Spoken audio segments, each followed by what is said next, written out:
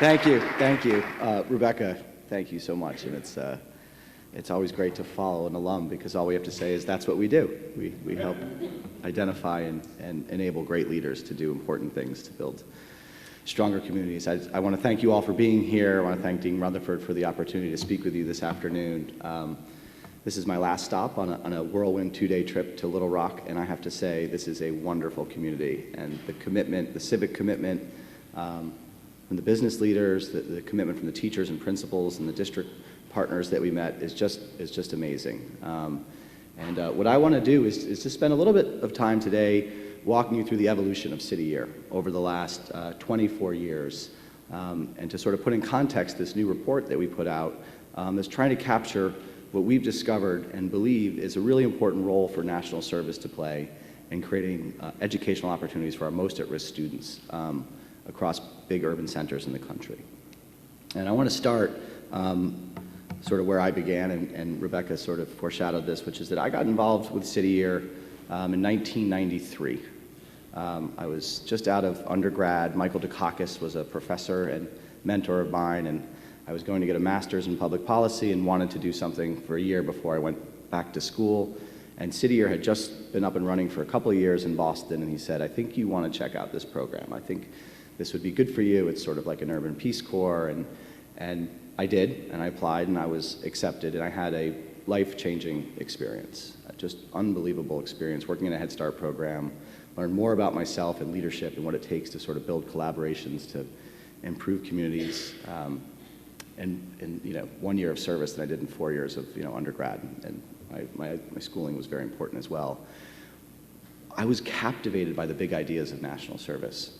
The idea that a year of citizen service could be a civic rite of passage that helps us live up to the potential of our democracy, right? By really activating a sense of participating in democracy, that being a citizen means you have rights but also responsibilities to actively improve our community. And the notion that it could be a team-based process that would deliberately bring people across social and racial barriers that are sometimes hard to cross. And just like you see in the military or in a sports team, when you have a very diverse team dedicated towards a common purpose, you see how that diversity becomes a strength. And that struck me as something that was so important, and that you could do that in the military and you could do that in the athletic field, but where in the civic square could you have that experience?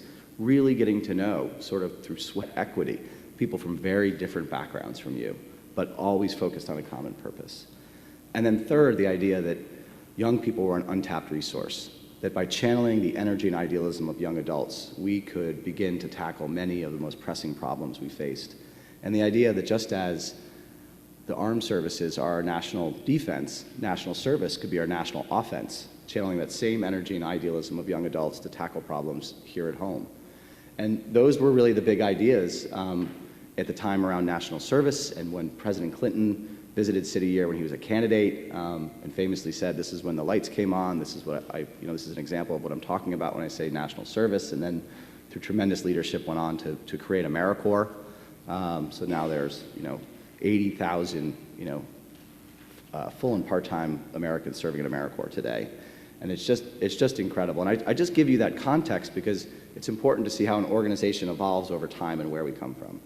And about 10 years into our history, we did a very large longitudinal study of our alumni to see if we were actually sort of increasing their social capital, right? So sort of, do they vote, do they volunteer, do they join civic organizations, do they take on leadership positions in the community on college campuses and in business, do they feel effective working with diverse populations? And we were very excited to see that compared to other young adults with a propensity to serve, that if you participate in City Year, you're going to be a more engaged, effective citizen. And that was part of our mission. At the same time, when we asked the question, okay, are we really focusing this army of idealists to solve specific problems in the communities that we're operating in? The answer is some days yes, some days no. We were doing a wide range of service activity. There were pockets of excellence, and there were projects and things that we were doing that were just okay. And we felt like that wasn't good enough. And so we began a process to examine sort of what are our unique assets. And we were struck by the fact at that time we were in about 14 markets across the city, across the country. And where our teams of Corps members were deployed to do their year of service in local communities was entirely up to the discretion of local boards and local executive directors. And we were struck that almost 70, maybe a little over 70% of our Corps members over time had migrated and were being deployed to low-performing schools. So local communities, whether it was Seattle, Washington, Columbia, South Carolina, New York City, or LA, were all coming to the same conclusion, that there's something important about placing teams of city or Corps members in struggling schools. And so we committed to studying that, identifying our unique assets, and building an evidence-based model so that we could figure out what we were uniquely good at. And that became our whole school, whole child model. And the organization now is 100% focused. All of our teams across the country only serve in schools implementing this model. And what I want to do today is sort of walk you through a little bit of that journey, but really to look forward to the strategy that we've developed. And in particular, to share with you that we're excited that City of Little Rock has the potential to be a national proof point in showing that national service can really help move the needle against what we would argue is perhaps the biggest challenge our country faces, which is creating quality educational opportunities and strong educational outcomes for all Americans. So I want to start by focusing on something that's in the news and that we think about all the time, which is, the economy. Right? And the reality is that the economy has shifted in the last 20 years, right? It's now a knowledge-based global economy, right? We are competing with people all across the world, and it's largely what's in your head that tells you if you're capable of earning a living wage and supporting a family. And in fact, the economic reports are clear that, by 2018, 63% of the jobs in the United States will require some college education. The challenge is only a third of our population right now has those credentials.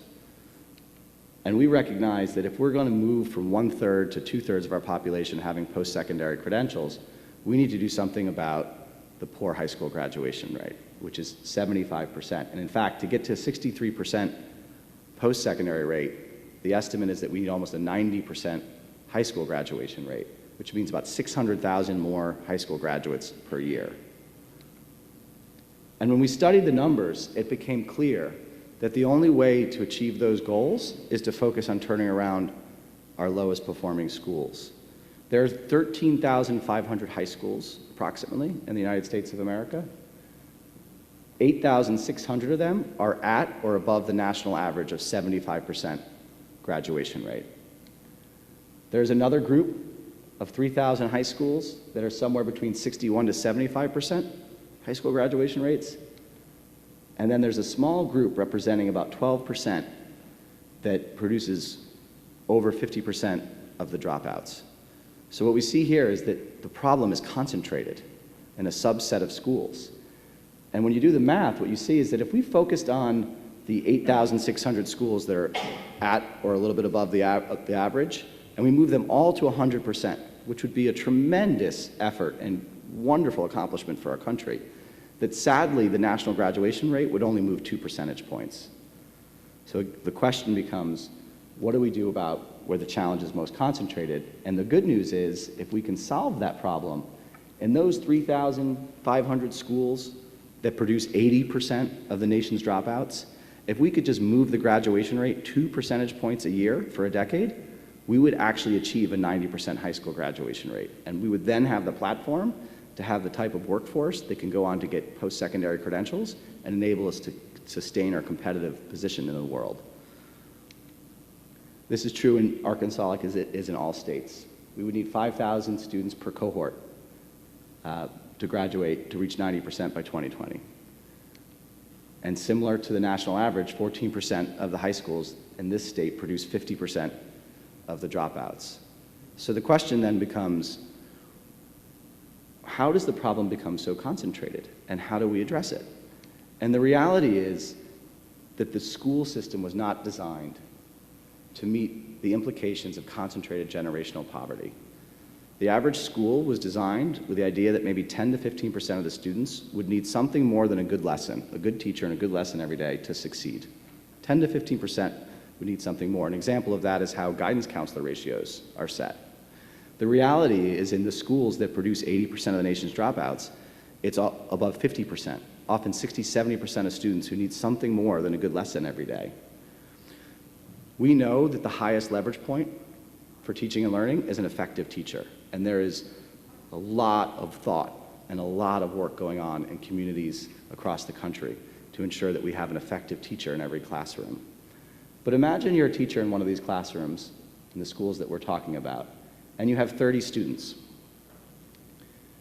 And of those 30 students, every day, 5 students are absent, and it's a different 5 students. So just think of that challenge alone. Do you teach to the 5 students that were absent on Monday and run the risk of disengaging the other 25 students? Do you just teach to the 25 students that were there and further disengage the 5 students that missed a day? And that's compounded by the fact that almost every day it's a different 5 students that are absent. And in the same class, 20 students are below proficient and need individualized instruction and support. And 8 of your students have been suspended. Something is happening in their life that's registering and causing them to behave in ways that affects the learning environment. And 4 of your students require case management. Something's happening outside of school that's so intensive that they need professional care to sort of be healthy and be able to function in a learning environment.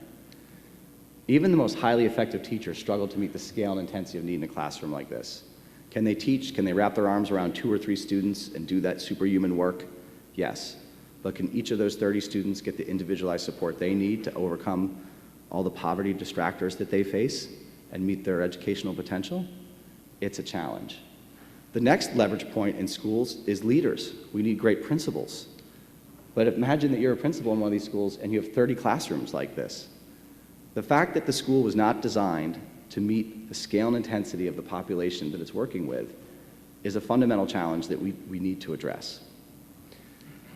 The good news from our perspective, and we think that you'll agree, is that poverty is not destiny, right?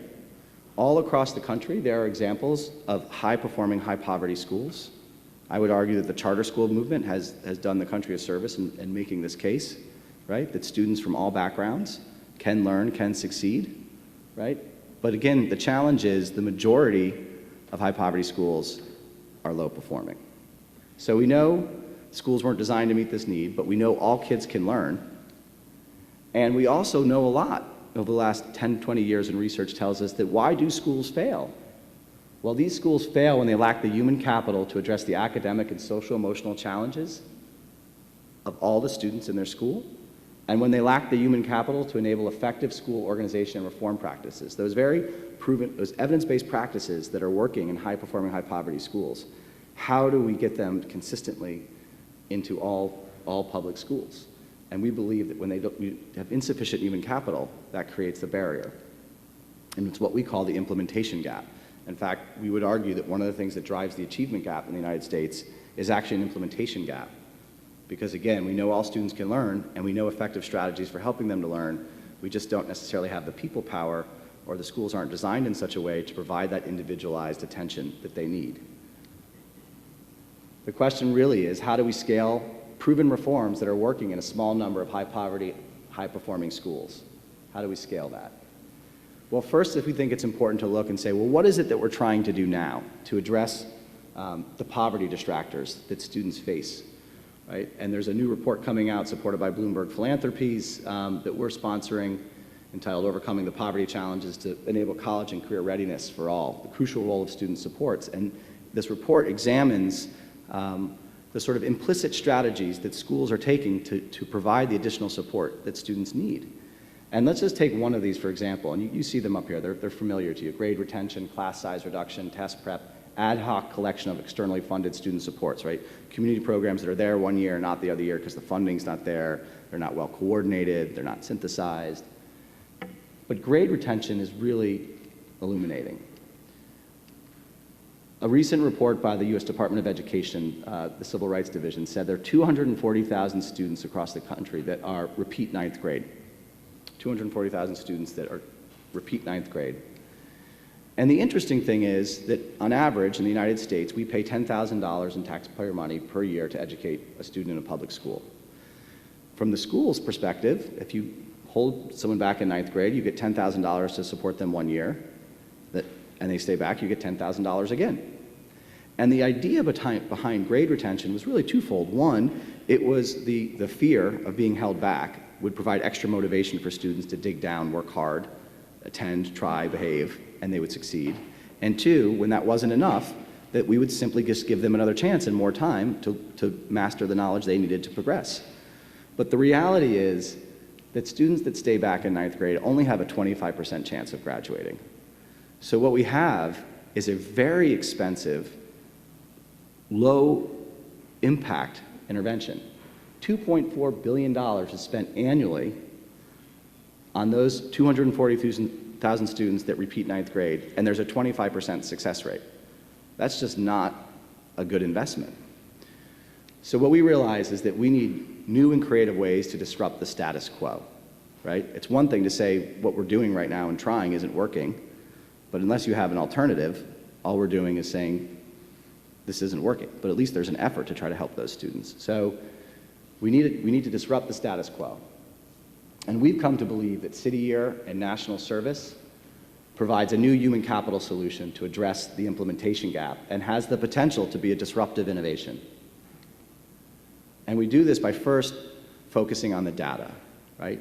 One advantage we have is that there's been breakthrough research done that says there's 3 indicators that are highly predictive as early as 3rd grade. Attendance, behavior, course performance in math and English are highly predictive of whether a student is on track to graduate or not. In fact, a student in 6th grade that has just one of these indicators only has a 10 to 20% chance of graduating absent intervention to get them back on track. If you get to the 10th grade, on time and on track, attending, behaving, passing math and English, you have a 75% chance in a high poverty school of graduating. So there's a huge swing in probability.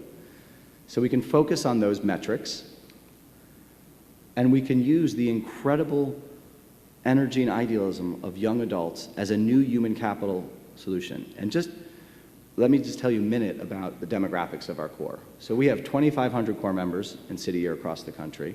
We had over 13,000 young adults apply to the core, so it's competitive. We are 58% people of color, 40% male, 80% college graduate, and 40% of those college graduates use Pell Grants, which means these are incredible young leaders from low-income communities, often first in their family to graduate from college. And what are they doing? They're raising their hand, they're saying, I want to go and do a year or 2 of service. I will donate my fair market value. I will work for a below poverty stipend if you give me the chance to really make a difference in the lives of students. And that's what they do. They're there before the students arrive, individualizing the welcome, someone knows them by name, someone knows what's going on in their life, right? Calling home right away if they're not there. What can we do to get you in?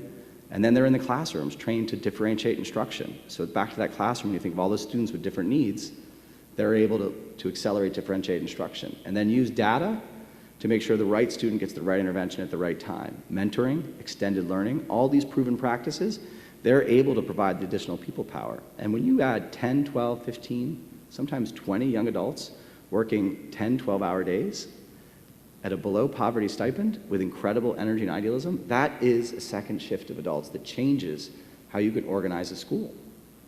And some of you are probably familiar with the Gallup survey of employee engagement. And if you're not, what it is it's something that all the big corporations use, or most of them use. And it's a scientific survey that measures how engaged the workforce is in their work. And the reason they care about this is that engaged workforce drives customer and consumer satisfaction, which drives shareholder value, and that's the mission of a corporation, fully appropriate. We also use that survey, and we can tell you that City Year core members are among the most engaged workforce in the entire country at a below poverty stipend, because you couldn't pay them more to be more engaged.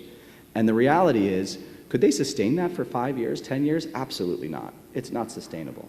But a young adult who has that passion, has that commitment, wants to help kids for a year or 2, they can put their all into it. And if you can create an infrastructure around them so that from the student's perspective, every year there's a new wave of young adults who care about them, trained in evidence-based practices, we now have a new human capital strategy that can really make a difference.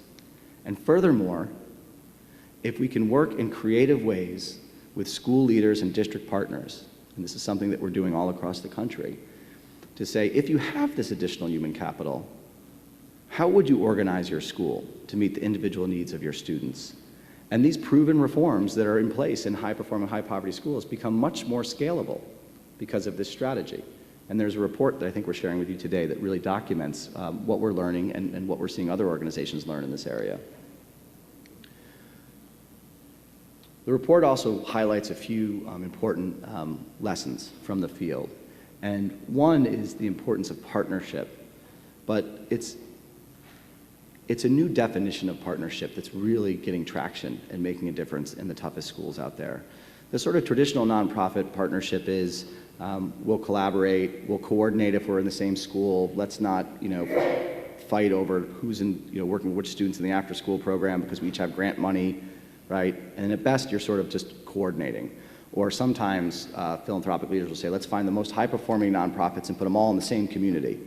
But again, it's not synthesized, right? And Diplomas Now is an example of 3 large national nonprofits realizing that they each individually could make a difference, even a life-changing difference, in a subset of students. But when it comes to chronically underperforming secondary schools, we needed a different design. And Diplomas Now sort of takes whole school reform with enhanced student supports anchored to that early warning indicator metrics that we talked about to ensure that we have a robust and strong enough set of interventions to enable the lowest performing schools to rapidly turn around, which is critical to achieving the type of graduation rates and economic competitiveness that we need.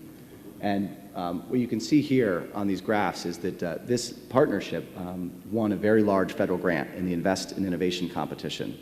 It was one of the most competitive grant applications in a long time, 1,700 applicants, the sort of best of the best education nonprofits and universities, 49 winners. And this partnership won a $30 million grant, which was matched by $6 million from PepsiCo, to conduct the largest randomized control trial of a secondary school turnaround design in the history of the country. So it's 64 schools, 11 districts, 32 schools implementing this model, 32 schools, a control group. It's a longitudinal study, very high degree of evidence around causality and what we can learn and contribute to the field. And what I want to do is just point out that these are early results. They're not official sort of third-party evaluation. They're internal estimates from this longitudinal study that won't be done for years. But what you see here is that in very stubborn, hard to turn around schools, a dramatic decrease in these off-track indicators in just 1 year. And to give you a sense of how this works in action, to take you into the schoolhouse, we have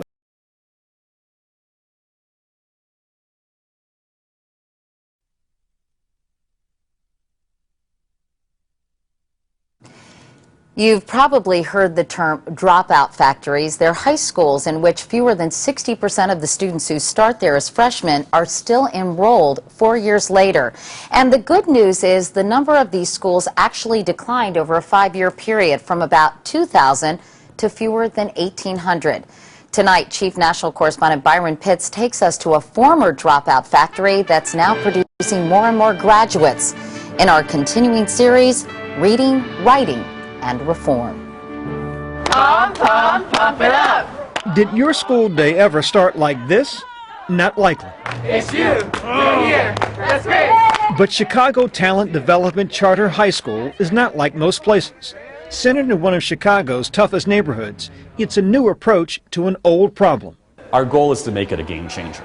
With 1 million kids dropping out of school every year, Johns Hopkins researcher Robert Balfanz wants to retool what he calls dropout factories. How bad is it? In a word, if you live in a high poverty environment, it's really bad. Your chances of getting out with a good education and having a shot at the American dream are at best 50-50.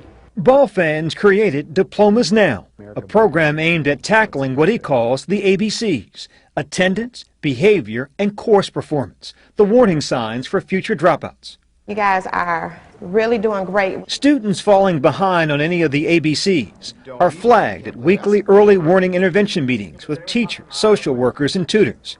Because there's rarely just one problem, there's a program to support students in class and in their neighborhoods. Even teachers receive extra training.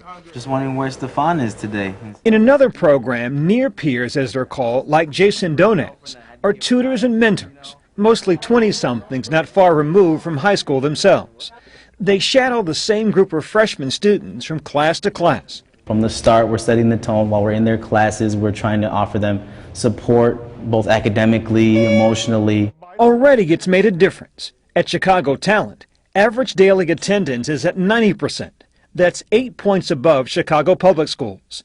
And so far, 92% of ninth graders are on track to graduate, 28 points above the district average. Ninth grader Darvell Smith scored mostly F's last year. Now, with the help of Jason Donaz, it's been all A's. I can tell him about any of my personal problems.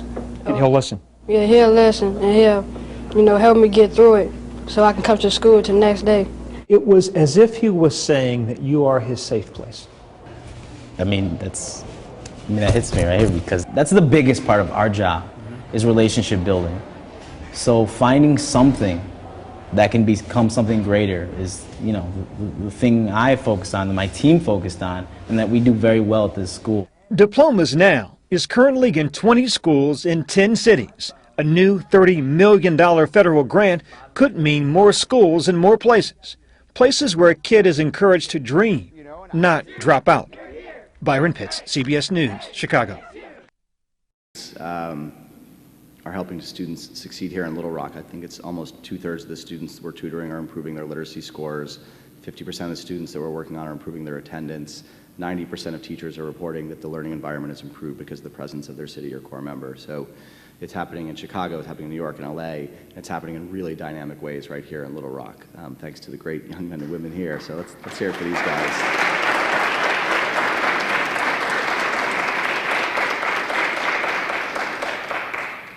Just very quickly, I want to share a couple other lessons from practice as we've made this sort of evolution as an organization. It really is important to think about partnerships in a holistic way. And what we've done is we've just taken a very sober look at sort of how we work at the schoolhouse and district levels with the public school system. And we've said that what we have to do is we have to aspire to truly transformational partnership, right? Where we're just sort of an extension of the resources that the public is bringing to bear to help students meet their potential, and that we're fully integrated with the district strategy, helping to accelerate those strategies. And we recognize that in some cases, in the past, we were a one-way partnership. We were, different principals were signing us up, and we were sort of doing what we could, and we weren't necessarily implementing the model with fidelity, and that's not okay. So we work really hard to think, do preconditions analysis of the schools, what's the degree of difficulty, what's the right way to be deployed so that the core members can implement interventions with fidelity to get the kind of results that students deserve and schools want. And so the implication here is you have to be thoughtful, right? And you have to sort of almost create a scorecard of sort of how do you build a partnership. And the idea is that you move from one way to transactional, which is simply just saying that we have something to offer, you have something to offer, we'll sort of trade that, right, value, which is very understandable, to common goals, all the way to transformational, which is that we're in it for the long haul. You can count on us institutionally, and we can count on you institutionally. And what I always say to our core members is they take an oath of service at the beginning of the year, and they fulfill that oath with distinction and work long, difficult hours. And what I say is that the staff has an implicit oath, which is that if you apply, compete, get trained, and work your heart out at City Year, that we'll do everything we can to put you in a position to really make as big a difference as possible to as many kids as possible that otherwise might not have an opportunity to meet their potential. And that's really what this strategy is, and we're trying to share this with the field to say it's important to develop metrics to think about how do you honestly assess a partnership and recognize that it's like any other relationship. It doesn't become transformational overnight. You have to be honest about what it is and then work over time to get it to a level that there really is sustainable shared value and a deep institutional commitment to the partnership. I sort of touched upon this, but we've also codified the operating conditions that are necessary to really implement those proven evidence-based reforms with fidelity, and that the presence of our city or core members can make possible. But it sort of goes two ways. It's both pressure and support, right? Because we provide the support to enable these things, but the pressure is also there. Why aren't we doing these good practices if it's going to help students learn and you have the resources? And in the report, you'll find some other suggestions related to policy reform, which I'm not going to get too deeply into now, but I encourage you to look at. And ultimately what this led us to was the conclusion that if it's true that our model, and we say model because we hope other national service programs, will follow and replicate this in their own way, in their own communities. But if our model really could be a disruptive innovation to close the implementation gap that drives the achievement gap in our schools. And when we looked at our footprint and married that potential, the impact of the model, and we realized that in the 24 cities, 26 districts that we're operating in, if you aggregate the graduation rate, it's 48%, which told us that where we live, work, and serve, it's more likely for a young adult in public school not to graduate than it is to graduate. And that's driven by a 44% on-track rate at 10th grade. And those cities alone in our footprint represent north of 40% of the urban dropouts come from those cities in this country. So we realized we had an infrastructure and a footprint, and we had an innovation. So we felt compelled to say, what is our long-term impact? And how do we develop the type of partnerships and hold ourselves accountable to really moving the needle on graduation rates over time? And we produced this video to help us roll out our national long-term impact strategy. I'll share it with you.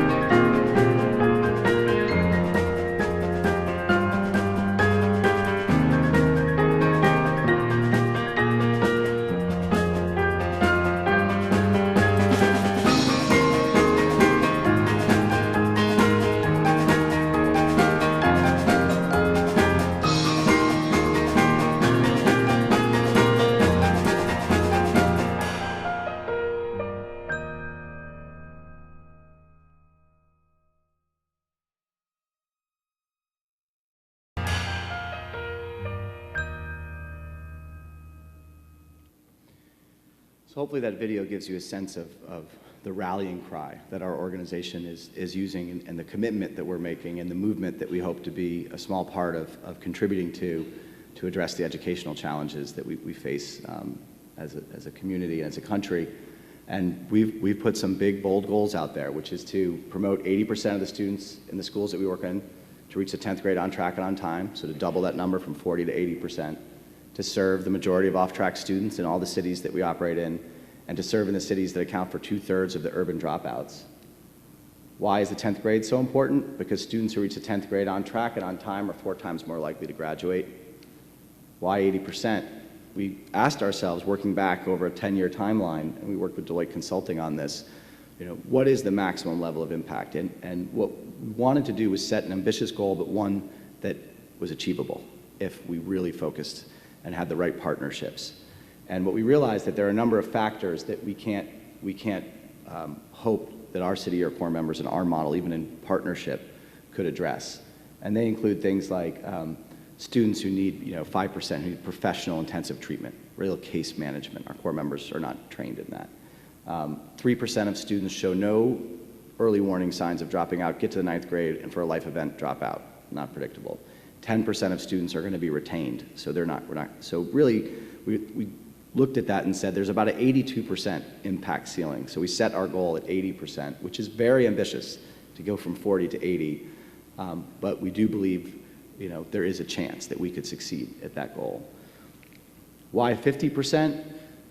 This is about having the biggest possible impact with the smallest number of core members, and ensuring that we could make a citywide contribution. And when we studied our districts across the country, we realized that on average, 25% of the high schools always produce more than 50% of the dropouts. So if we deploy to the right set of high schools and their feeder middle and elementary schools, we can essentially punch above our weight. We can have a disproportionate positive impact. And this is just an example of, in cities like Milwaukee, Detroit, Orlando, and Little Rock, cores of 300, 400, 170, and this is feasible. We have cores right now of 300 in some cities. And before this, some of our scale strategies were requiring cores of 1,000, 2,000, 3,000. They're just not fiscally possible. But this is ambitious, again, but achievable. And why 2/3? It's really the same philosophy. When we try to figure out which urban markets were producing the highest number of dropouts, we realized that there was a group of about 36 markets that we currently weren't in, and any combination of 14 to 18 of those markets that we could grow to over the next 10 years would get us to over 2/3 of the urban dropouts. After that mark, you have to add a lot more cities just to get a small percentage point increase. So again, it's sort of an efficiency play and a belief that this is doable. We've been growing about one to two cities per year. Over the next decade, we could add 14 to 18, and then we would really have national scale. We'd be operating in the markets that produce 2/3 of the urban dropouts, reaching 50% of the dropouts in those markets with our goal of doubling the number of students on track to graduate. And we developed a framework, and the thing I want to point out here is that it's about what we're doing in schools and building that pipeline, the graduation pipeline, but it's also about participating in the public policy debate and trying to find ways to support systemic changes that make it easier to implement those evidence-based reforms for teachers, principals, and organizations like City Year. And then, in a really exciting way, we realized we have to do more to leverage our alumni. We'll have almost 20,000 alumni at the end of this year. And there's two strategies that we're deploying going forward. One is to say to our core members when they finish their year or two of service, thank you, you're a hero, we'll always be grateful, and there's more you can do. And if you're going into business, or you're going to graduate school, or you're going into public policy, or wherever you might be going, we want to provide opportunities for you to mentor students in your schools, or to support core members in those schools, because we're making long-term commitments to stay in those schools until we change these numbers. And then the second strategy, which has really big potential, is that we want to respond very deliberately to something that we've observed organically. When we made this shift 6-7 years ago to focus all of our work on serving in schools, something amazing started to happen. Very talented, diverse young adults who came to City Year with no intention of becoming teachers. They want to serve and help kids for a year, are in the toughest schools in this country, building relationships with students, teachers, family, principals, and raising their hand and saying, I want to go get professionally trained to be a teacher and come back and work in this school and in this district. And if you know the challenge we have with the teacher pipeline, and if you see the statistics that most young teachers working in high poverty schools leave after 2.5 years, this, as a hypothesis, has a lot of potential.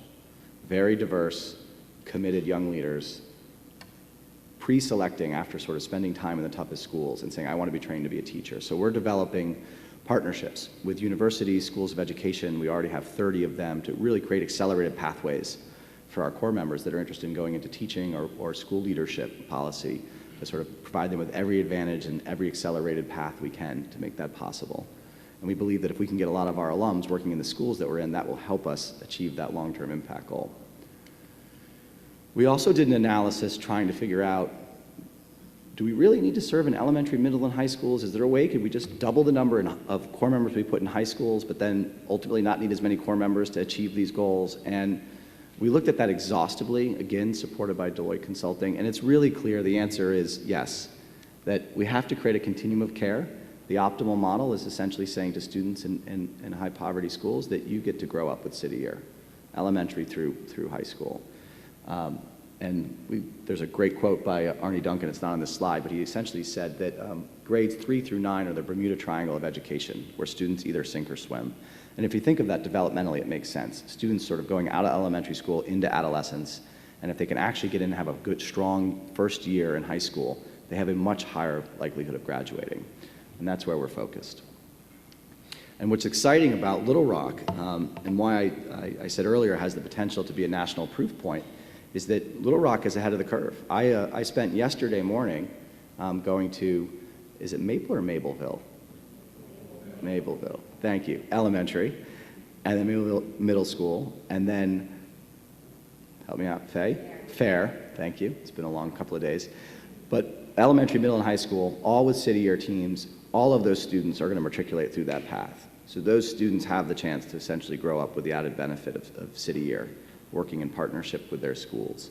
And Sarah Roberson, our superstar executive director, has developed a plan that if we can get to about 98 core members over the next 5 years, something that the school district is very supportive of, we'd be reaching more than a third of the off-track students in Little Rock. And over time, if we can get to 170 core members, we would reach the majority of off-track students. And so Little Rock has the potential not only to make a game-changing impact here, where it's most important in the local community, but to also serve as a national proof point. And that's one of the reasons that we're here, and we're so excited about the great work that our board and our staff and our core and our investors down here are doing.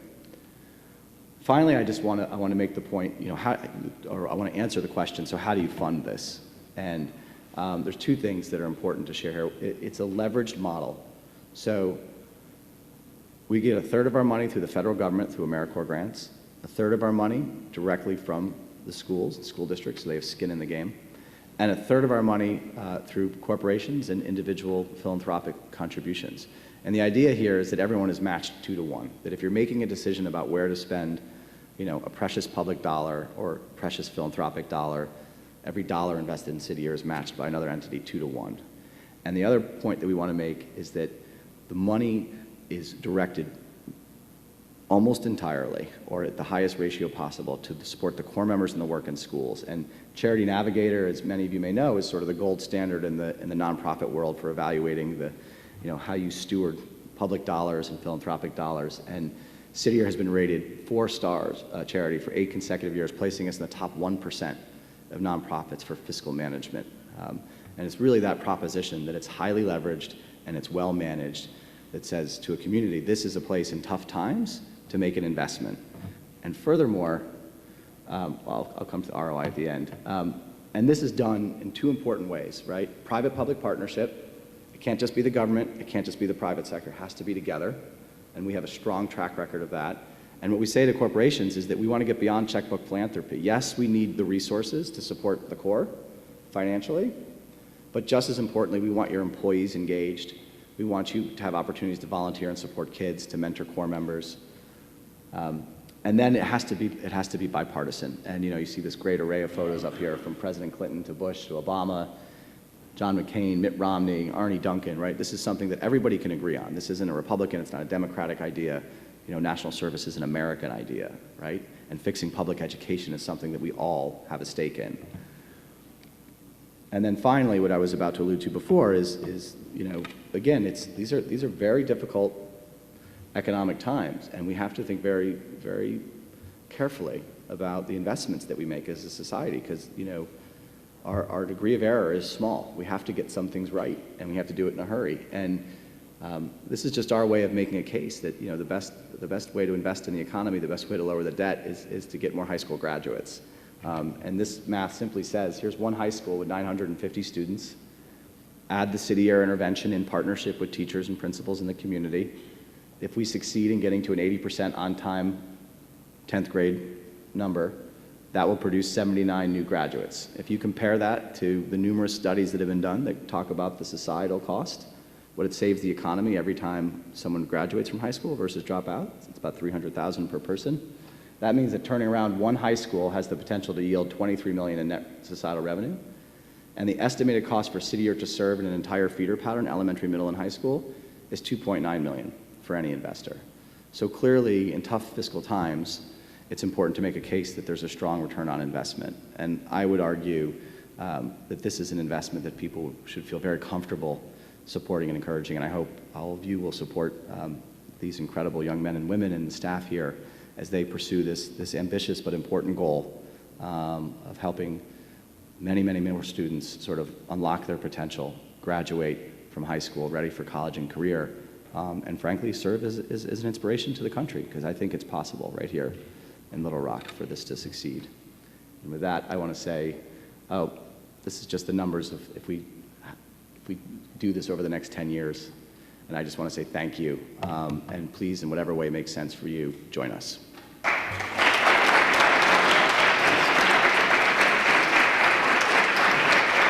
Thank you.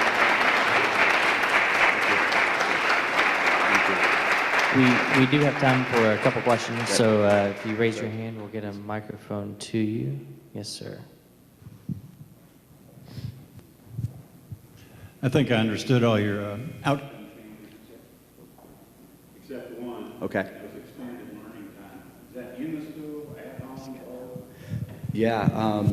So I think the way we think about, I would back up and say this, that there's a simple fact that if a student is multiple years behind, there are many things that we can do and need to be put in place to help them catch up. And one of them is always more time. It's just very difficult to learn 3 years worth of knowledge in 1 year, right? So there's a whole effort to say, how do we extend the length of the school day, the length of the school year? One of the things that is often a constraint as communities look to do that is that it becomes expensive. And here again, we're saying, here is a very low cost, high impact way. If our core members can be there before school, after school, that enables that. And then finally, in school, the way we look at it is, it's really the value of the learning minute. They're literally down to that number. It's in a classroom with 30 students. If we can help that teacher differentiate instruction, break up into small groups, and that increases the value of each learning minute for some subset of students, we're expanding learning time, right? So we're trying to think about it holistically, and it's really our sort of integration strategy. Don't see City Year as great volunteer support. Come up with your school improvement plan and then ask us to help implement it. Before you make trade-offs in your school improvement plan, say, if I could count on 10, 12, 15 incredible young adults every day for the next 5, 10 years, how would I design my school? How would I create more learning opportunities? Yes, sir. Thanks for being here. Thank you. I'd like to ask what the long-term policy path you're pursuing is, because while City Year is, in fact, providing a very needed outcome, you're addressing it from the output side, and I think without looking at the systemic issues, you're sort of putting a finger in a dike that's going to continue to exist here for generations and generations. So, thank you. Yeah, no, great. That's I think I didn't dive too much into it, and if you read the report, there's a pretty lengthy section on policy recommendations and sort of our approach to systemic change. And I think you are very right to point out that's the question. And I think the way we look at it is,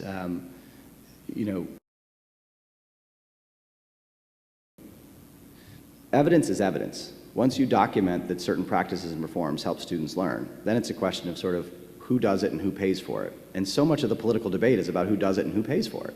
And our approach is that national service can sort of come in between that as a third way, which is a good thing to say in the Clinton Foundation, but truly a third way that says, we can all agree that students need more learning time, they need individualized support, they need social emotional development as well as academic attention.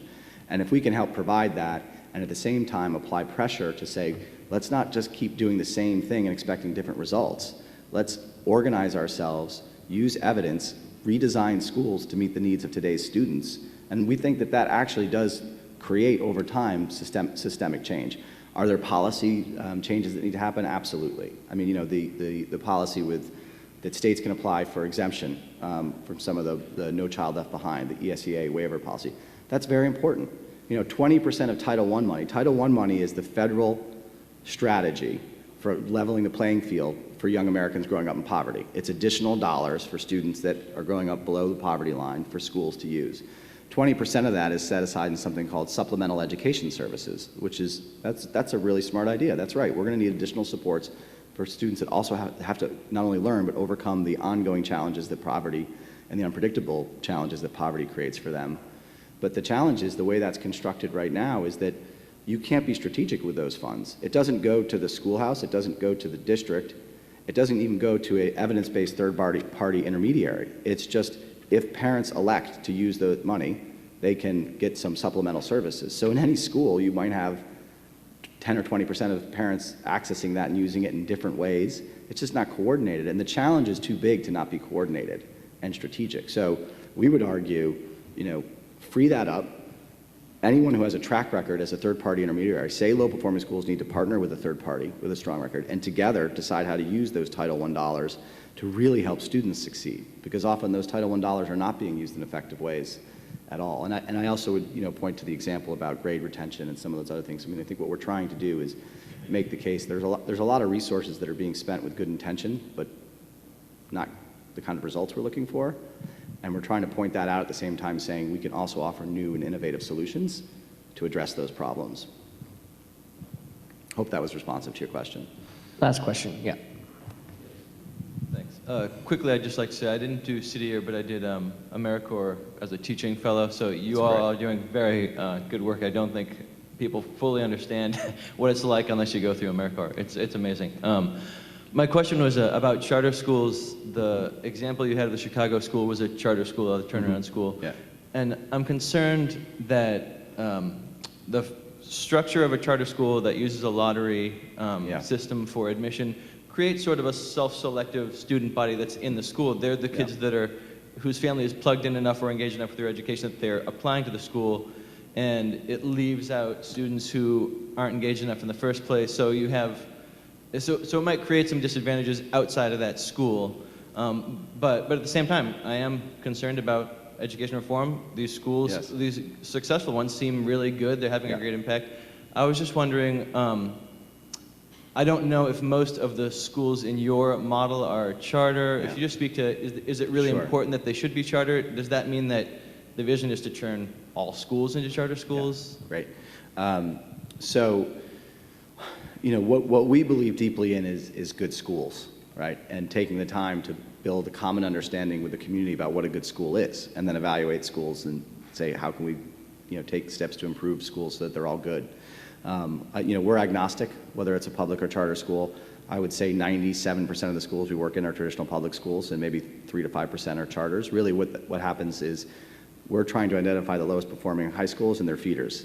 If charters fall in that, we want to work there. We've also worked with some charters to do innovation. Some of our practices have been designed and developed in charters because that's a good, same student population, but often a different environment to do things. And so a lot of our academic interventions have been piloted in charter schools, which is one of the original visions of charter schools, which is like create more autonomy for them to innovate, try different things, and then bring those innovations back into the public system. And somewhere along the way, there's become this conflict, right? And so what we're about is trying to, let's build that bridge, right? When it makes sense for us to work with charters, we love working with charters, but we're for where the kids need the most help. And right now, by and large, in most of our cities, that puts us in public schools. John, thank you so much for coming to the Clinton School and sharing all that. The report that he mentioned is at the door, so on your way out, grab the report and read over it. And thanks again, and we'll see you all at the next one. Thank you all.